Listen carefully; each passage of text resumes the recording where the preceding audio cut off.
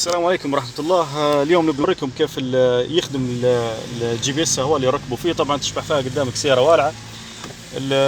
نجي مثلا الرقم هو اللي خزناه احنا جي بي اس، نجي نتصل بيك زي توا، ف حيشرين شرينتين او ثلاثة ويفصل عليه الجي بي اس هو نفسه. تو يشرين هو هذه اللولة، سكر علي. تو بعد شوية حتجيني رسالة، يعني بعد شوية حتجيني رسالة. الرسالة هي لما بنفتحها بيعطيني اللوكيشن بالضبط. رجوه شوية او شوف السيارة مثلا. طبعا نزلت اللوكيشن انت؟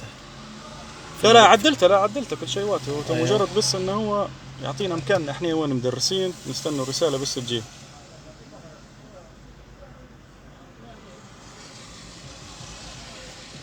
وصلت، جت هذه الرسالة، مجرد تضغط على اللينك هنايا طبيعي جدا انه هو بيحولك.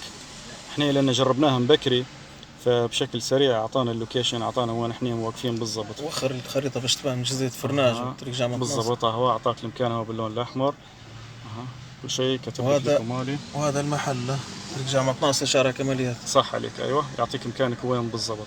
هذه في حالة لو انك انت تبي تشوف مكان السيارة وين. يعطيك ولا مدرسة بالضبط، يعطيك وين. لو احنا جينا احنا نبغى مثلا نوقف السيارة، فبتكتب ستوب في نفس الرقم بتاعه. ايه، حط الباسورد وانا بعتولها توا. شوف السيارة كيف والعة.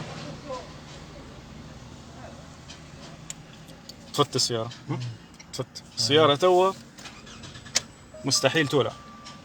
ستوب انجن سكسيد معناها 100%. تو انا في حالة لو نبي نرجع نشغلها مرة ثانية،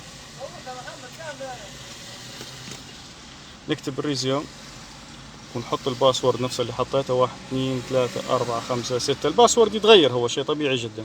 بعت له تو ريزيوم هنايا.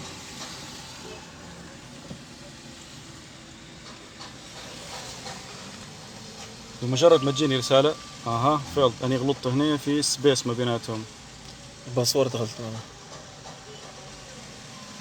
بالضبط. لا بدون سبيس. 1 2 3 4 5 6. لا درت سبيس ما بيناتهم. فمجرد ما تدير امر الخطا على طول يرد لك، هو يقول لك راهو في شيء فيلد غلط. تمام. رجع الكهرباء للسياره مره ثانيه. ريزم انجن سكسيد.